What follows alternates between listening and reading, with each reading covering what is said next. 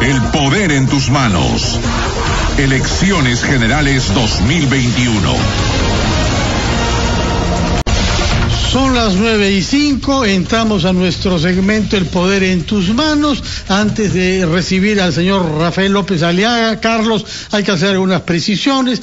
Un documento oficial del jurado electoral da cuenta de que finalmente ayer se inscribieron no 23 candidatos, sino 20 candidatos el día de ayer, es decir, de los 24 que estaban previstos, no quiso presentar candidatura por una parte FREPAP y no se han registrado todos por el Perú, tampoco Contigo y tampoco Perú Nación. Hay sin embargo una precisión en el anexo que nos ha enviado el jurado electoral dando cuenta que hay un pedido hecho por Todos por el Perú en una plataforma suplementaria del jurado. Veremos qué resultado da esa gestión. Lo concreto es que no son 24 ni 23 los candidatos presidenciales como queríamos hasta ayer, sino 20 candidatos presidenciales. Uno de ellos es el señor Rafael López Aliaga, que lo hace en nombre de Renovación Popular. Señor López Aliaga, buenos días.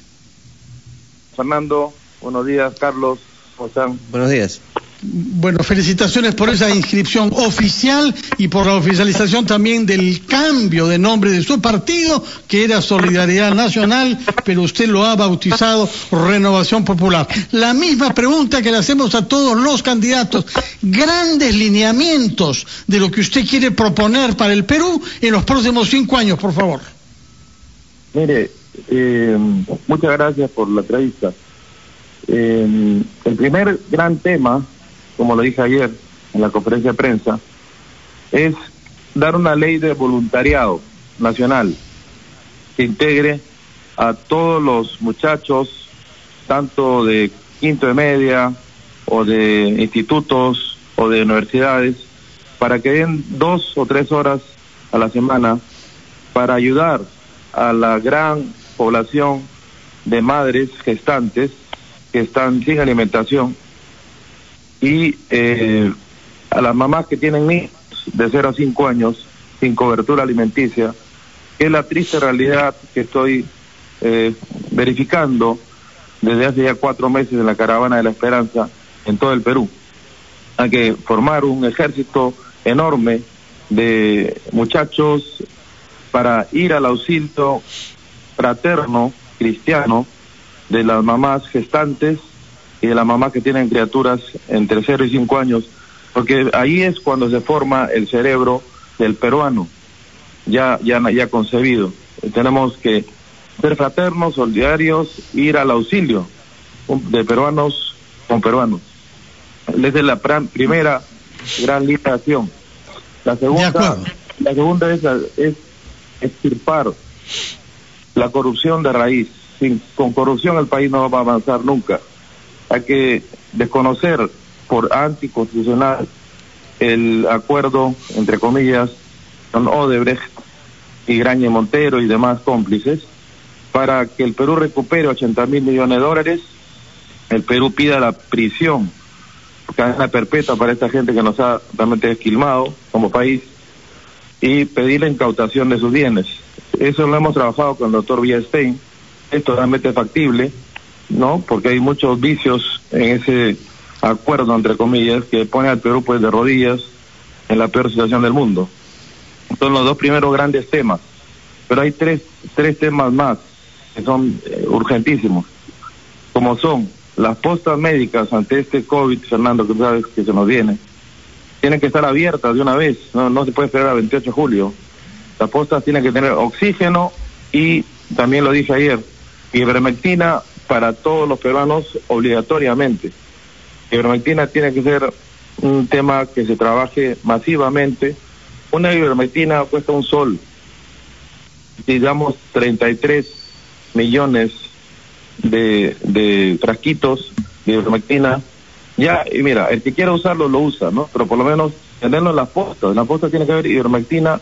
Es lo que yo he usado para curarme. He tenido COVID también. Entonces he usado ivermectina y sí funciona, ¿no? Y he estado con expertos investigando el tema y sí funciona.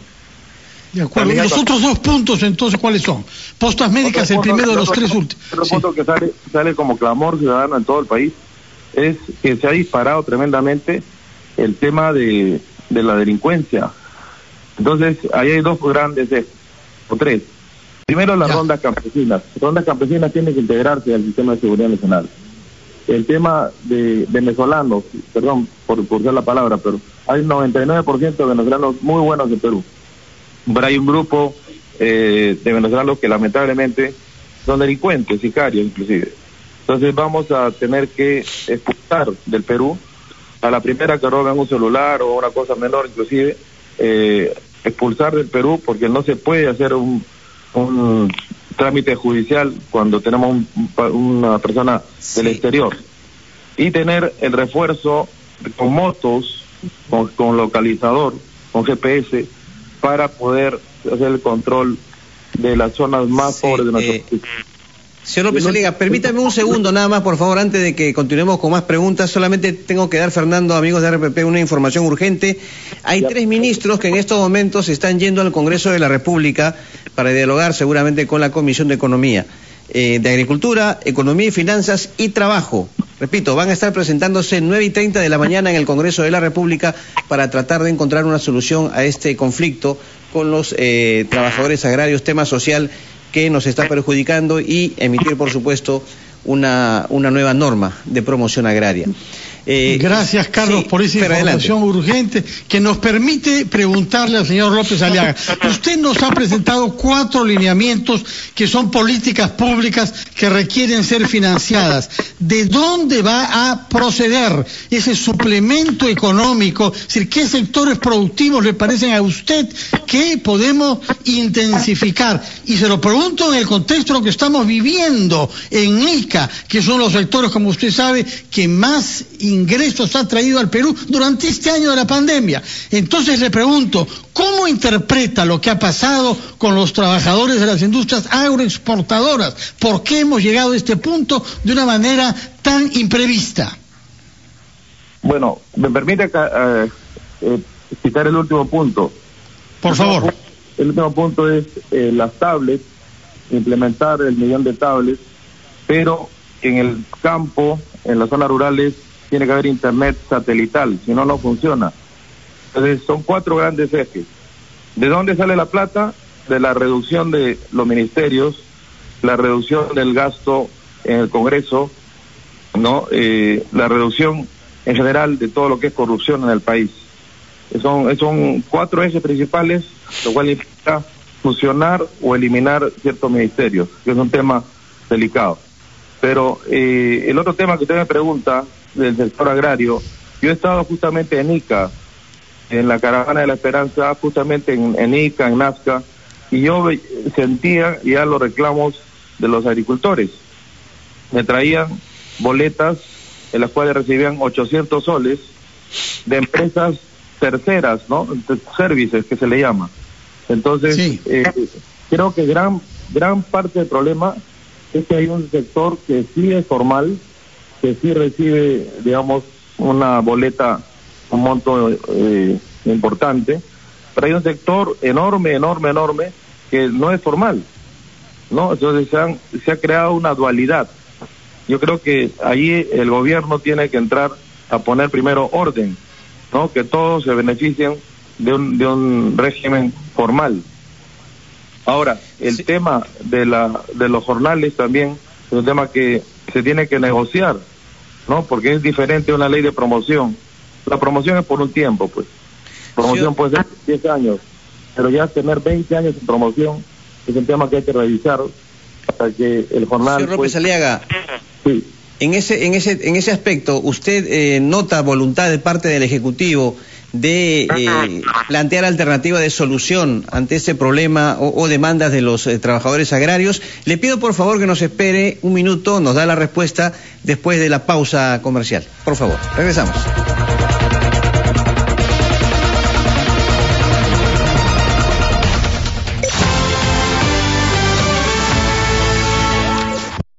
Son las 9 de la mañana con 18 minutos, seguimos en ampliación de noticias. Fernando Carballo y Carlos Villarreal. Estamos conversando con Rafael López Aliaga, candidato presidencial por Renovación Popular. Bueno, le había dejado la pregunta, señor López Aliaga, sobre la voluntad o no la disponibilidad o no, de acuerdo a su criterio, de parte del gobierno para encontrar una solución a la crisis agraria. Ayer justamente los miembros de la Comisión de Economía se quejaban de ello, de que el Ejecutivo no había presentado un proyecto, que no había presentado alternativas de solución. ¿Cuál es su evaluación sobre esta crisis?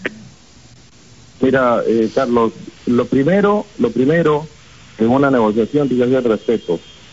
A la Policía Nacional se le está tratando de una manera vejatoria con la política del señor Sagasti.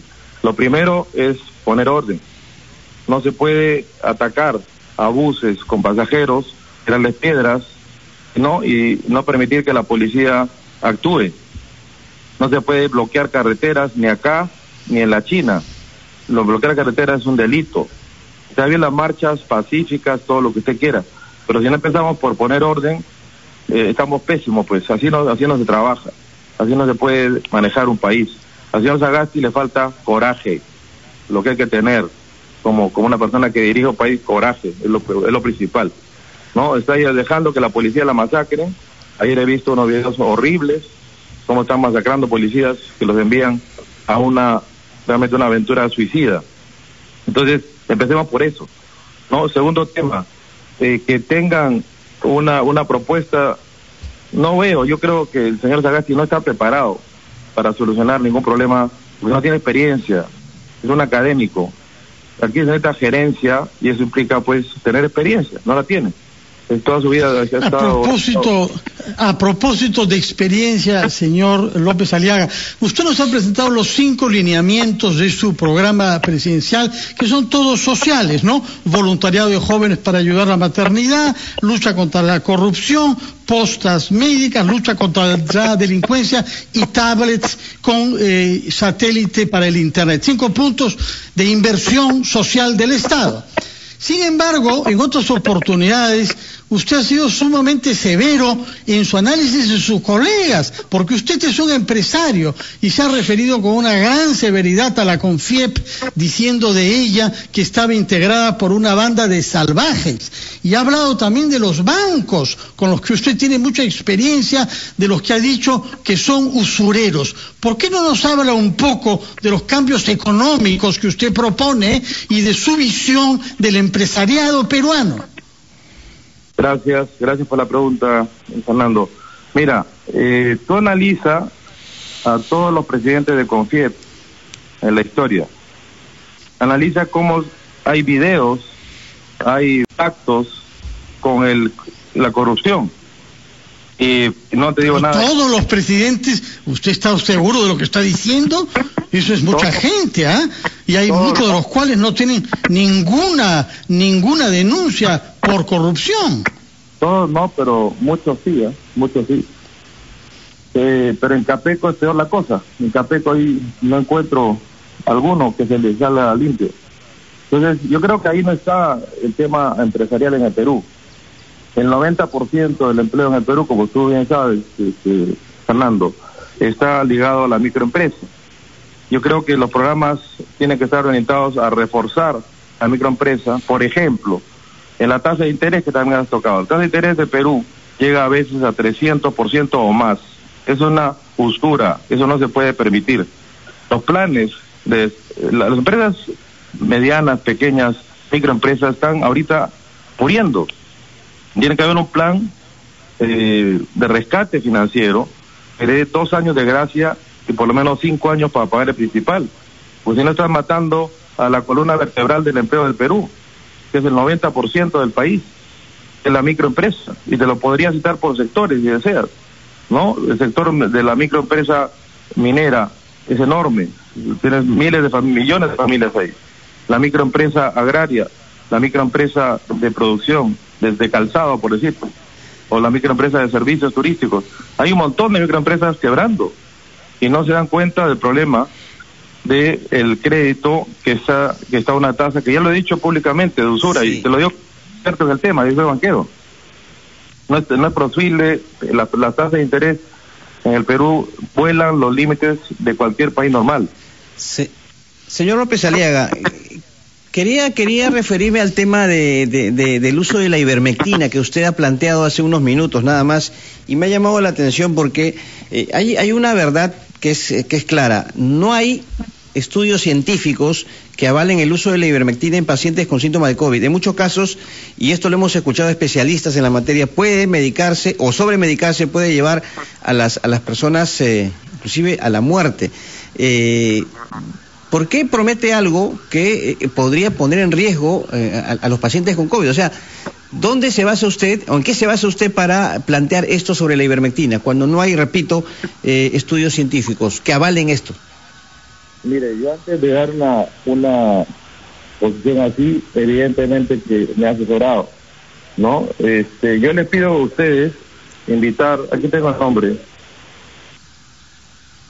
A ver. No, el doctor Manolo, espera ahí, ahora le consigo el nombre. Pero usted está recomendando algo basado en su propia experiencia. O sea, ¿dónde está el aval científico? No, sí hay aval científico y tengo la experiencia de miles de personas, ¿no?, que se han curado con la ivermectina. Y también el aval de doctores y médicos que la recomiendan, que la usan, o sea, tenemos que ponerla a disposición del que quiera usarla, por último, que sea de libre disponibilidad, firmando un documento, no asumiendo responsabilidad del Estado. Pero le aseguro que si usted pone ivermectina en todas las pozas del Perú, ya por lo menos le da una esperanza de salida. Lo que hace Vizcarra es mandar a todos los peruanos a los hospitales de alta complejidad, donde han tenido que hacer cola y morirse por asfixia. Entonces, eso tenemos que romperlo. El tema es que obviamente nuestro sistema de salud es precario. Eso es lo que ha pasado. Entonces, no habían camas UCI, estábamos enfrentados a un enemigo nuevo, no sabíamos nada de él. Carlos, perdóname, estás equivocado. El primer problema es que no debió cerrarse las fosas médicas. Había que equiparlas con oxígenos portátiles, no es difícil, eran maquinitas para obtener oxígeno en el mismo aire, y tener las fosas médicas en todo el país equipadas rápidamente con oxígeno. Esta enfermedad tú te mueres por asfixia. Si hay oxígeno en la posta, que es lo que está más cerca de la población, en los hospitales solidarios igual cerrados todos, teníamos una vía de salida, pues. Ahora que se viene la ola 2 de COVID, hay que estar preparados. Hay que estar preparados para tener oxígeno en las postas y tener ivermectina para uso prudencial, pues el que quiera usarla que la use, hermano, pero no se puede dejar a la gente sin ninguna alternativa. Señor López Aliaga, regresando a otros temas de su propuesta de campaña, para que la gente pueda entender en qué está usted, ¿cómo se diferencia su candidatura de la de Hernando de Soto respecto a las empresas y la informalidad y la de Keiko Fujimori respecto a la lucha contra la inseguridad ciudadana? Mire, con Hernando de Soto tenemos algunas diferencias y algunas cosas comunes. En el tema minero, por ejemplo, que a mí me preocupa bastante, porque hay mucho abuso en tema de minería, digamos, independiente, artesanal, familiar. Yo considero que se debe dar un derecho de extracción tipo COFOPRI a una persona que demuestra pues que está 10, 20, 30 años extrayendo mineral y ahora es perseguida como si fuera un delito. Es una ley que hay que dar en beneficio de los millones de peruanos que se dedican a la extracción minera de manera legal, no te hablo de la minería ilegal. Y el otro gran tema es que yo sí planteo que el Estado tiene que intervenir, igual que en Chile. En Chile se creó, igual que en NACO, un ENAMI, para que el Estado represente a la exportación de la pequeña minería. Entonces, el Estado le traslada el precio de exportación a las cooperativas mineras, que son miles en el Perú, que ahorita están vendiendo su mineral a una empresa mediana o grande, o lo meten a Bolivia de contrabando. Entonces hay que tomar... O al Ecuador también, ¿eh? Lamentablemente, también. Desde Tumbes, sí. Pero gracias por el dato. Pero eso hay que de una vez romperlo. El otro gran tema que también me diferencia es ¿por qué no importar el gas de Bolivia, que usted se acordará, fue el señor Vizcarra, fue a Bolivia y trajo una idea muy buena. Dijo, en lugar de que estemos importando el balón de gas de manera informal, a 9 soles del balón, y entra de manera de contrabando, ¿por qué no formalizar esa realidad económica, no? Y pagar el impuesto que elevará pues el balón de gas de Bolivia de 9 a 12 soles, pongamos. Claro. Pero comprendemos muy bien su punto de vista. Sobre el tema seguridad ciudadana, antes de que nos venza el tema, ¿qué lo diferencia de Keiko Fujimori? Porque hay en su lista algunas personalidades civiles y militares que han colaborado con ellos. Algunos incluso firmaron el acta de sujeción. Habla de Vladimiro Montesinos. De manera que, ¿qué lo diferencia a usted de Keiko Fujimori en materia de seguridad ciudadana? Eso, mire, al almirante Montoya, pregúntele sobre esa acta de sujeción, ¿ya? No, yo no había pensado en él, no estoy mencionando personas concretas, pero sí sé que hay algunos oficiales que han firmado esa acta hace ya más de 20 años. Pero ¿qué lo diferencia de Keiko Fujimori? Pero es falso, porque el almirante Montoya no ha firmado esa acta. Ni el almirante... Usted lo ha mencionado, yo no lo he mencionado, señor López Aliaga, yo no he pensado en él. Hablemos sobre el tema. ¿Qué lo diferencia de la postura sobre seguridad ciudadana de Keiko Fujimori? Pero hay que aclarar, pues. Usted no puede lanzar esa frase tan alegremente. Solamente hay 2 almirantes, el almirante Cueto y Montoya. Yo he hablado de militares en general, ¿ah? Pero en fin. Pero está equivocado, yo no tengo a ningún militar que haya firmado acta de sujeción. Bueno, ninguno. Tanto mejor, lo felicito por eso. La pregunta es entonces, ¿qué lo diferencia de la visión de seguridad ciudadana de Keiko Fujimori? Bueno, nuestro plan de gobierno tiene ya una cosa muy clara, es la integración de las rondas campesinas, que ahorita no tienen marco legal, y apenas las rondas campesinas ejercen justicia, ejercen control ciudadano, son reprimidas y son llevadas a un juez. Es un gran problema en Perú, que tenemos que dar una ley que reconozca el rol de las rondas campesinas. Ahí envío un saludo a Feliciano, que es un dirigente, ¿no?, de rondas campesinas en Cusco, que me está escuchando seguramente.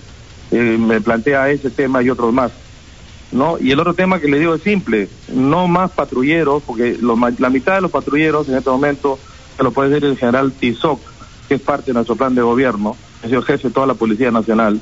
La mitad de los patrulleros están paralizados por coima.